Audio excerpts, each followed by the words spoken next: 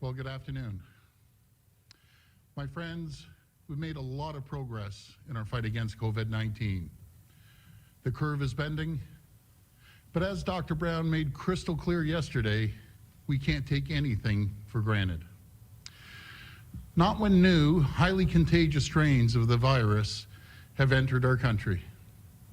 If these new strains take hold, the consequences will be dire. The sacrifices each Ontarian is making, they've been for nothing.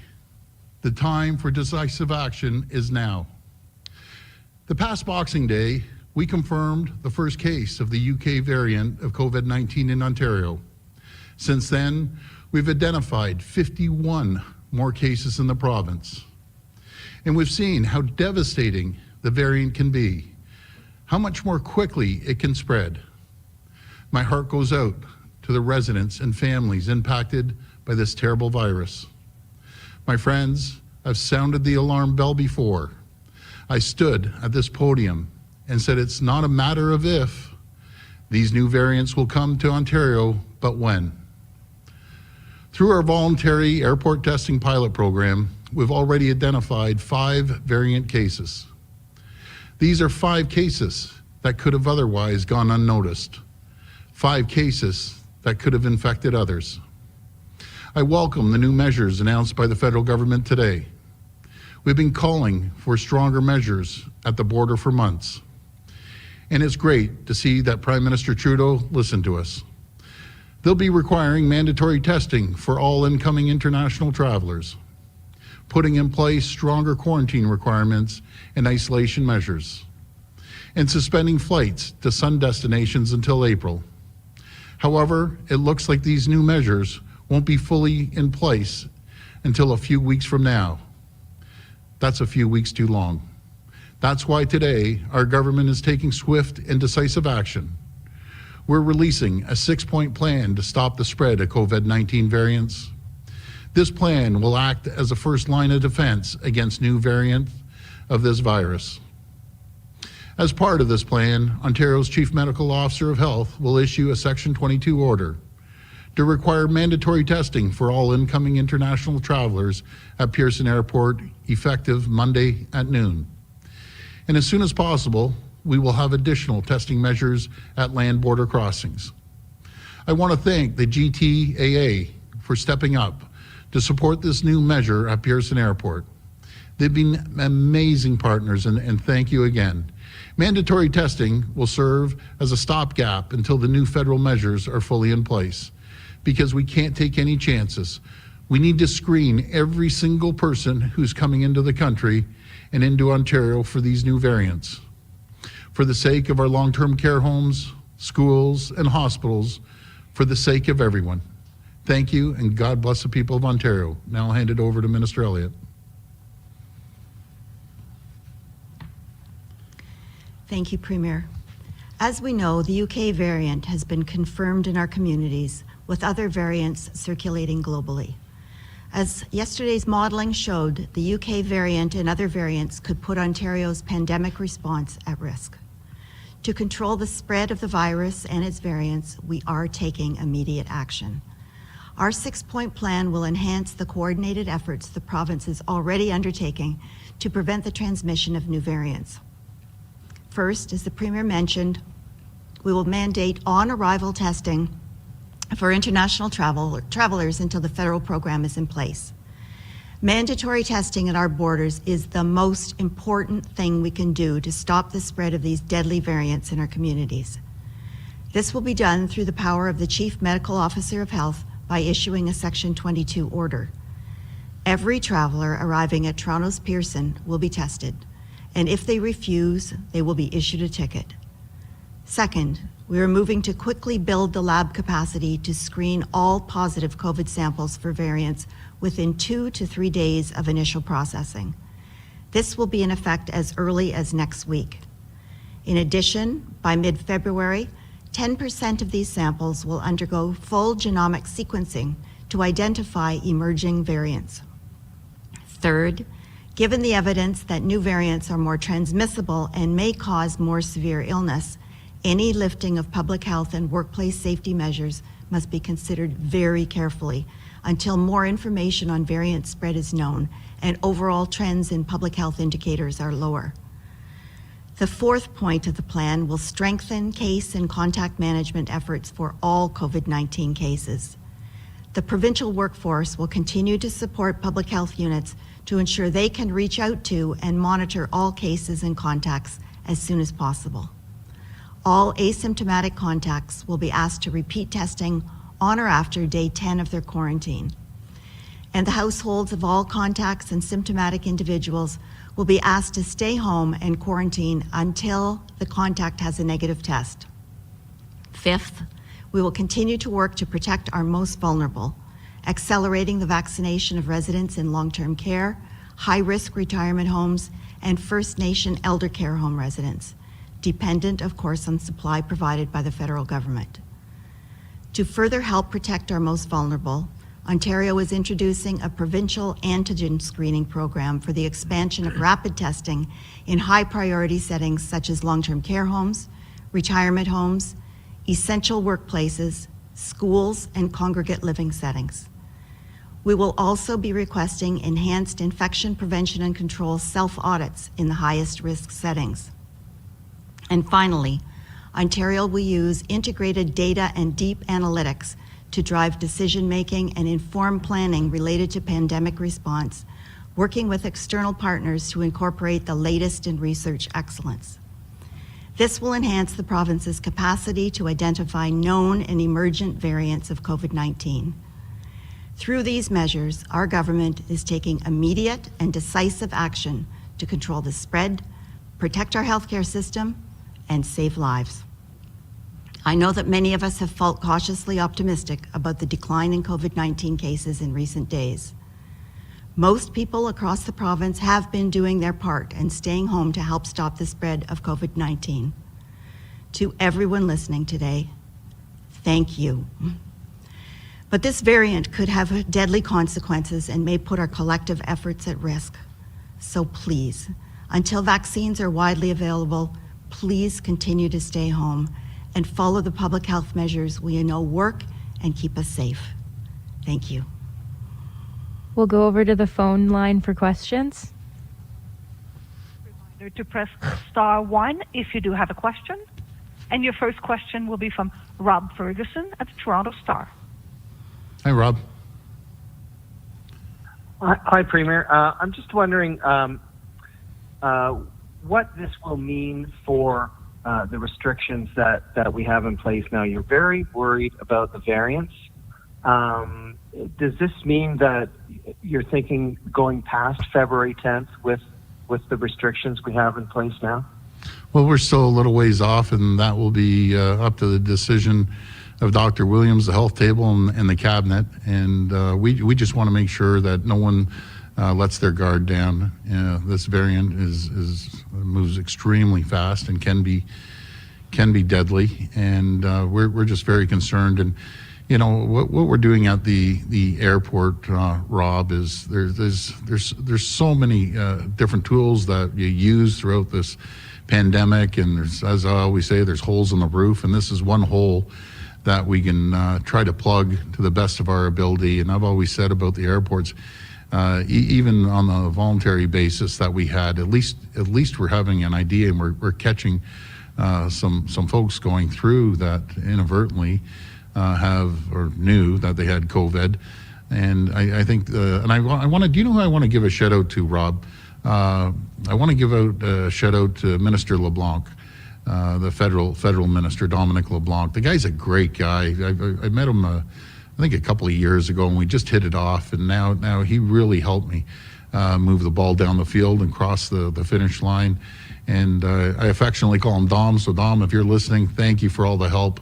And we're working collaboratively with the federal government until they get ready. It's going to take them a few weeks, but in the meantime, I think this is going to be a good program to try to catch as many people as we can coming into our province. Follow up? Thanks for that, Premier. I just want to squeeze in another one here. it's kind of double-barreled. Yep. Just quickly, how much is the ticket that people will get if they refuse a test? And how long will it take you to get these tests into the land borders? What kind of tests will they be?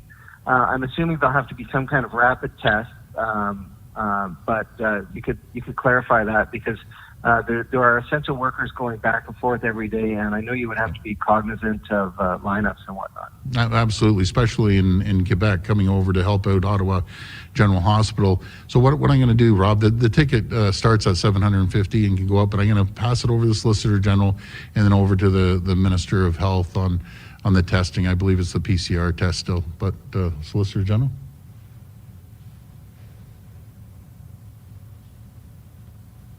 So thank you for the question. As the Premier said, the ticket, if you refuse to take a test when you come into the GTAA at Pearson, will be $750. Look, I don't anticipate the vast majority of travelers will refuse that test. I am hopeful that when they are guests in our country, in Ontario, that they understand we are only doing this to keep our citizens safe, and that they would voluntarily comply and take that test at the airport. Thank you.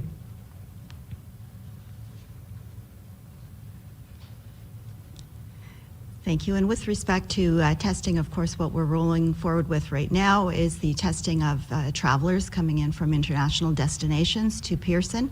But we will also be looking at border crossings, land crossings, and so on.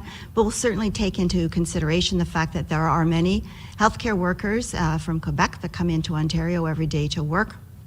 We will work on that situation so that they will still be able to travel back and forth, but we'll still have the necessary tests to make sure that they are safe, and that we will be able to keep the residents of Ontario safe as well.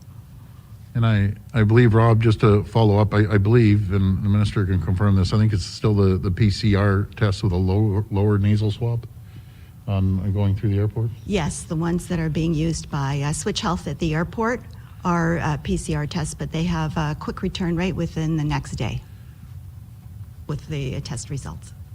Next question. From Haley Cooper at Newstalk 1010. Please go ahead. Thank you so much for taking our Hi, Haley. question. Premier, it seems strange that Florida and Arizona are not on the list of suspended flights to and from Canada.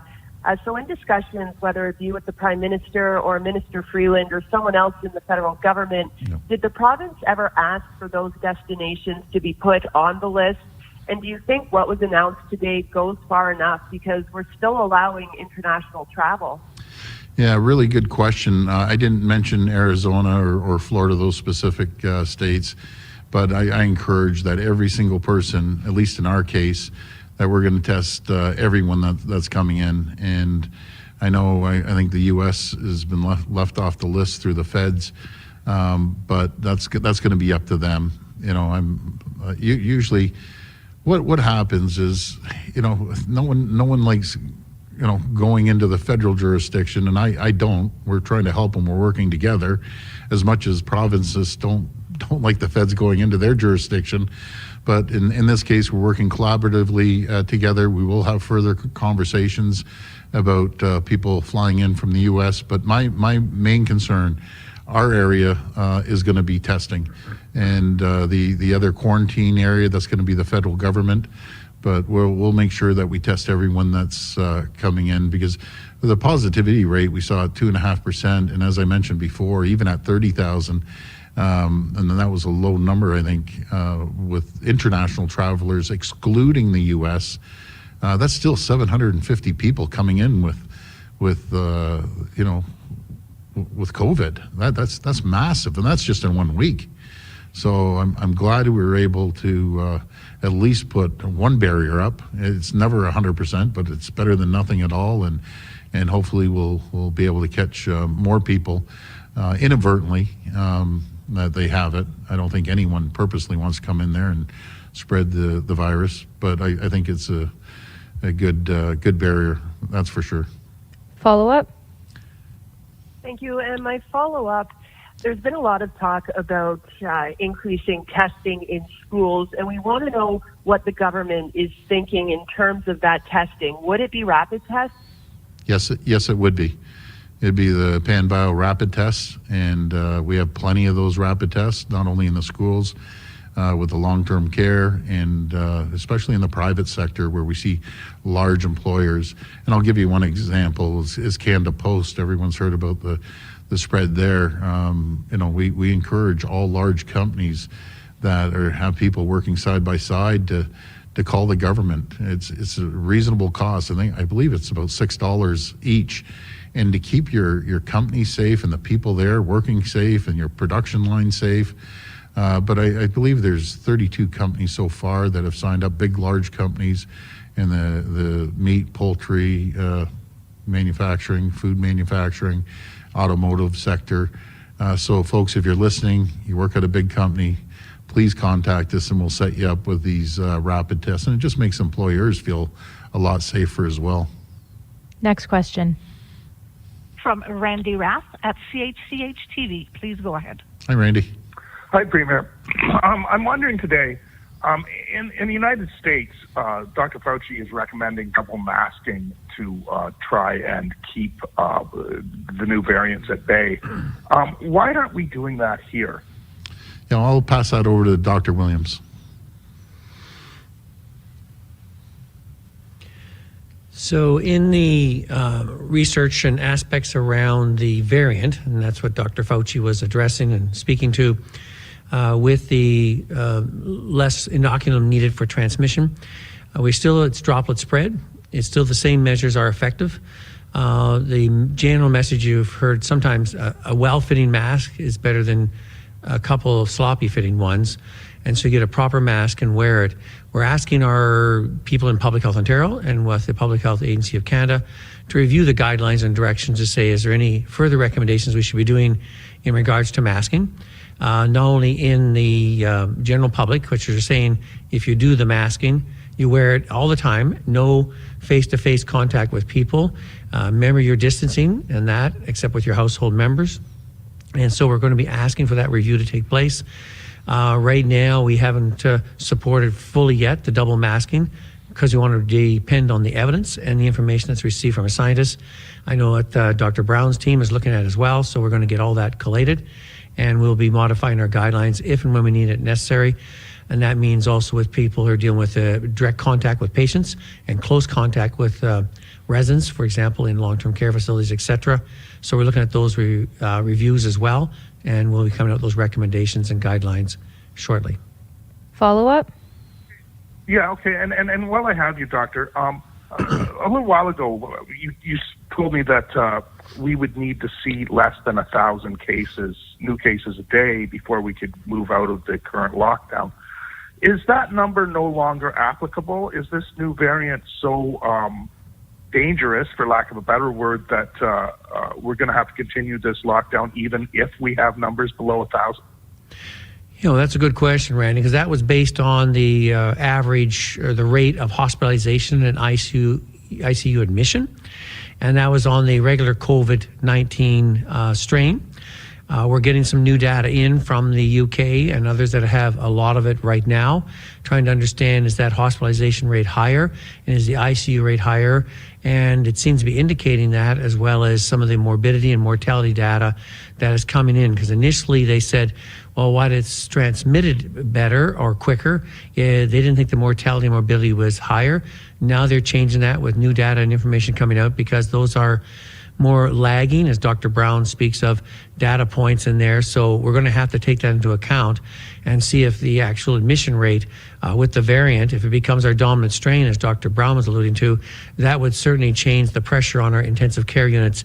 And that's one of the main aspects that Minister Elliott and the Cabinet has been putting forward to get these numbers down, to take the pressure off our hospital workers who are pushed to the limit right now, and to get that ICU number down well below 200 if we can. But that's going to take concerted effort, and we're going to have to understand, how is the variant going to impact us in Ontario? Are our measures holding at the moment? Yes.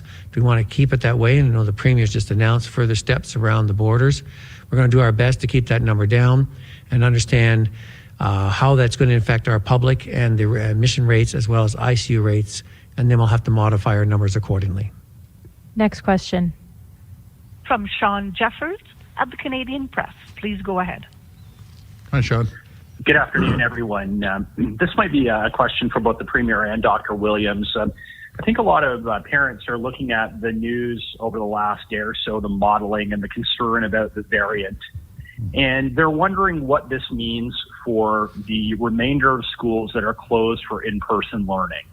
You know, I'm wondering if you can talk about your decision-making process here. What are you thinking in terms of reopening those schools, and what does the new variant add to the mix here? I mean, do you think they're going to reopen before February 10th, or will they continue to be closed after that date? So, Sean, I'll tell you what I'm hearing from parents, then I'll pass the technical side over to Dr. Williams. You know, to the parents out there, you know, I hear you loud and clear. They're stressed.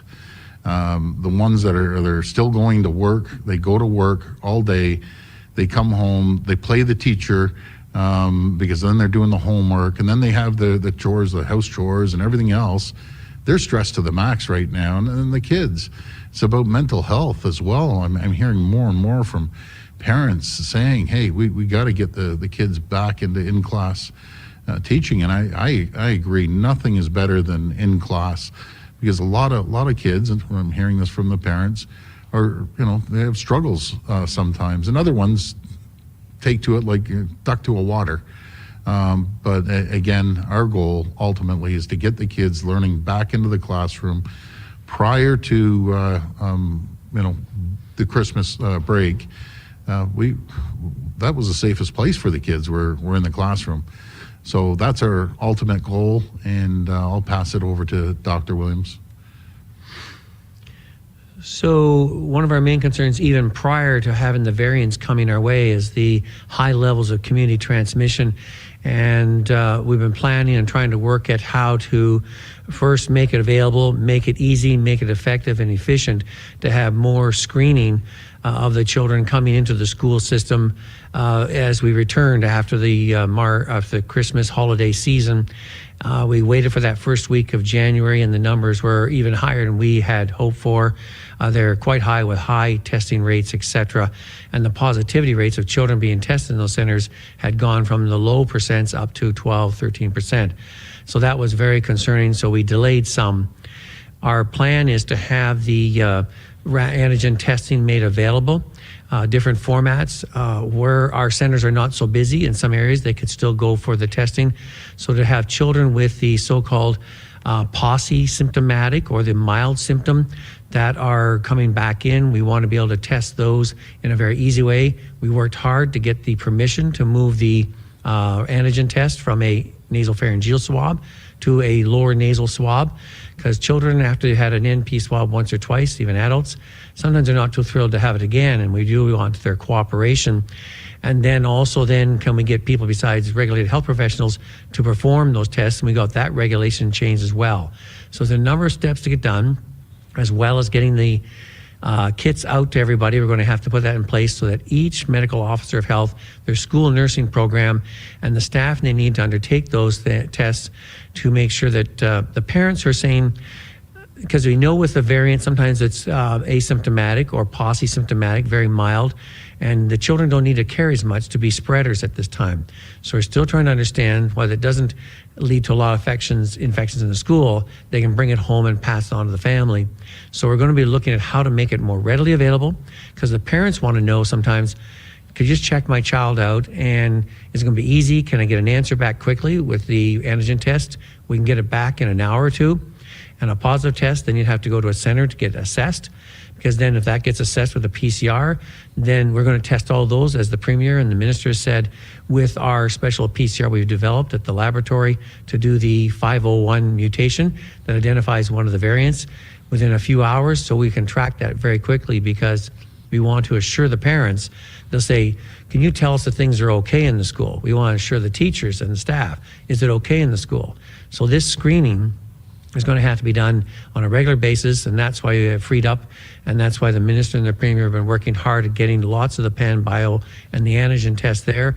So we're going to utilize those as best we can to make sure the schools, when they open, stay open, are safe as we did before. But we want this extra amount of screening being done to assess and make sure we're not missing anything, especially if the variants are out and around.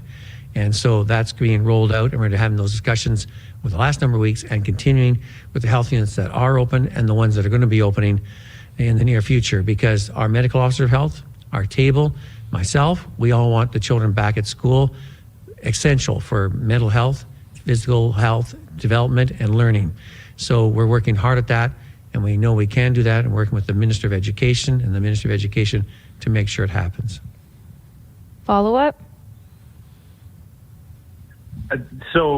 Dr. Williams, if I can just clarify that, I think what I understand you to be saying here is that the key to opening the schools in all of the remaining health units where they are currently closed is getting these rapid tests into the schools so that you can do assessments very quickly and turn that around. I'm wondering if that is the case, when those rapid tests will be in the schools, and will it be on or before February the 10th, or is that going to take longer?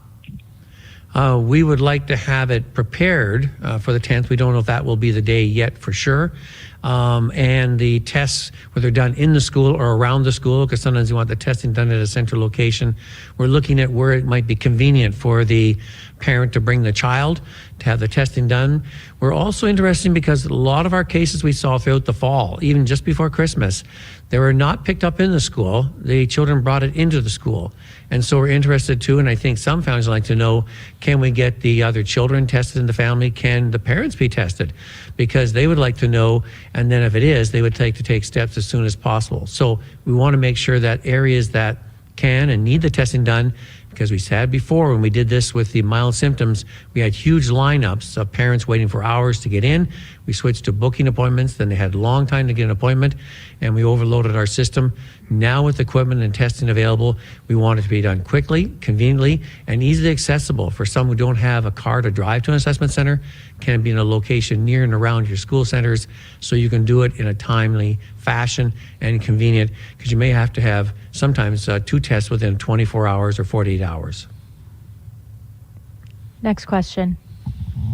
From Lorenda Redekop at CBC News. Please go ahead. Hi, Lorenda. Hi there. Premier, your government announced back on November 24th that rapid testing was going to be a game changer, but we know that many of those tests haven't been used yet. And I'm thinking of these families of people in long-term care homes where they've had huge outbreaks and tragedies since November 24th. Why did this take so long to implement? Well, Lorenda, again, I think every time you ask me, I'm going to have to say this, I respectfully disagree. We're getting it out in the field immediately, focusing on long-term care, making sure, and as my 2 ministers will tell you, no one has been on long-term care about getting these tests out there, monitoring them more than I have. It's literally every day I'm on to them. Not only that, within that time period that you mentioned, we've contacted, I think it's 32 companies or 32 sectors to get them distributed all throughout the sectors, and already the automotive sector and a few other sectors are already getting them.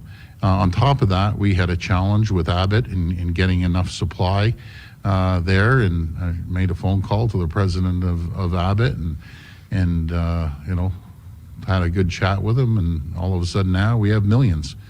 You just have to put that little extra effort in and call these folks and really put pressure on them, and that's exactly what I did. And from having a couple million tests, we're now up to, I guess the Minister of Health, I think it was 12 million if I'm not mistaken, and we're waiting for more of those to come in. So we're working diligently, and we're working hard to make sure that we get all those pan-bio tests spread out in all different sectors: healthcare, long-term care, schooling, and industry as a whole. Follow-up? And this one on vaccines, the federal government announced that Moderna will be delaying some of its shipments to Canada this month. We know, of course, that Pfizer has already cut back its vaccine deliveries. What does today's news mean for the vaccination rollout plan? And will government be able to meet that deadline of vaccinating people in all vulnerable settings by February 5th? Yeah, well, before I pass to the Solicitor General on the rollout, it is concerning. Now we have Pfizer, and now we have Moderna. We were expecting, I believe, 230,000 doses, so now we're getting 50,000 short for the whole country. That's why I'm asking and I'm pleading and begging Health Canada, please get AstraZeneca approved. I hear the EU just approved it, UK approved it. We need additional vaccines along with J&J, Johnson & Johnson, the Jensen variant. But this all goes back, if there was ever a lesson learned, we have a massive pharma industry here in in Ontario. And I got to make sure this never happens again. We have the brightest people anywhere in the world. We have the equipment, we have the capabilities. So we need to make sure that moving forward, God forbid, and this ever happens again, and let's all pray it never happens again, that we don't have to rely on foreign countries for vaccines. We saw how quickly we ramped up on the PPEs. The other area is syringes as well, making sure that we can manufacture the syringes. I think ATS, I believe, and Manitoba makes them, but why can't we make them here in Ontario? That's something that the government would be more than happy to invest with the company, because there's a worldwide shortage on some of the syringes. But I'll pass the other question over to the Solicitor General.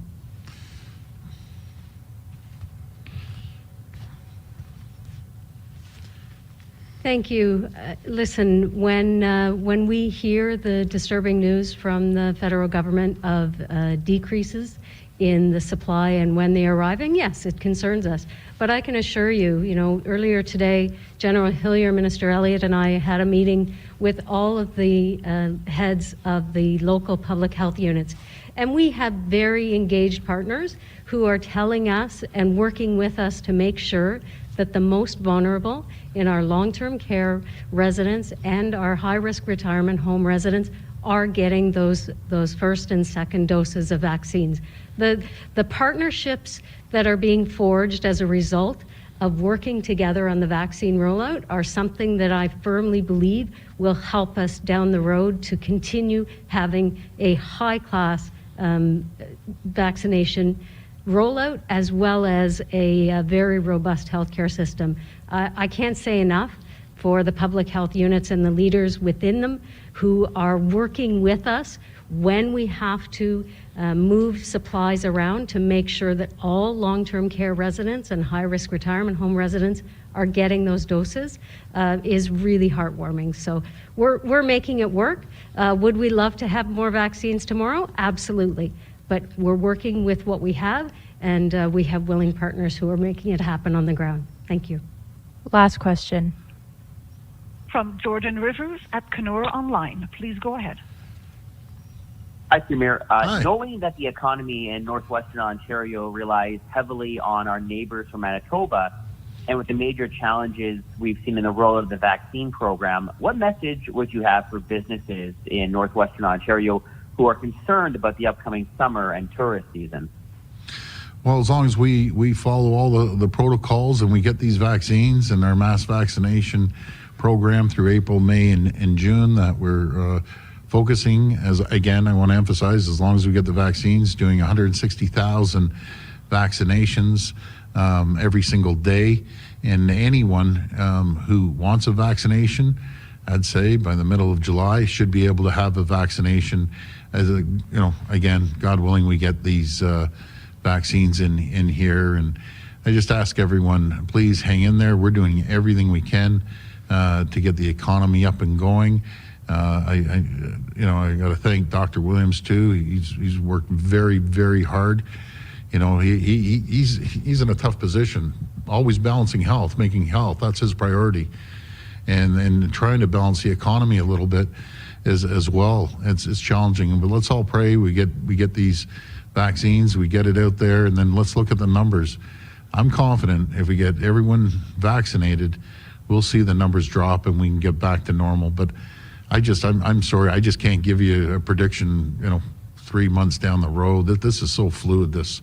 We've seen it before. Remember when we were down to 100 and everyone thought, yeah, way to go, let's get out there, and all of a sudden, wham, it hit us in the backside, and it came back to bite us in the butt there. So we'll make sure that that doesn't happen again, and just want these vaccines as quickly as possible. Follow up? Earlier in the press conference, you mentioned healthcare workers crossing from Quebec into Ottawa, Yes. and you mentioned testing them. I'm wondering if the province is looking at a way to curb interprovincial travel or testing at the interprovincial land borders for COVID-19. Yeah, that's a great question. I know there's an issue up in Kenora, and I know Minister Rickford mentioned it today on Cabinet, and I had to pull him off the ceiling because what I understand, my good friend Premier Pallister is saying it's okay, but you got to follow the protocols in Ontario. Folks in Manitoba and Quebec, I love you guys, but please don't visit Ontario right now. And likewise to the people of Ontario, don't go visit Manitoba, don't go to Quebec. I understand we have essential workers coming across, especially on the Quebec side, and they'll be tested. But guys, let's all stay at home, stay in your locations, and then we can all have party, and have Manitoba and Quebec and have a real shindig after this is over and we get through this. But for the sake of Manitobans and Quebecers and Ontarians, let's just all stay separate for now. And so I'm asking again to people in Manitoba. Lake of the Woods is a beautiful place, and folks, if you haven't been there, when we get through this, go up to Kenora. It's like God's country up there. But the folks from Manitoba, please don't come to Ontario right now. That's my message. You're great folks, but please hold off. Thanks, everyone. Thank you, everyone. Have a great weekend. God bless. Stay home, stay safe, and save lives. Thank you.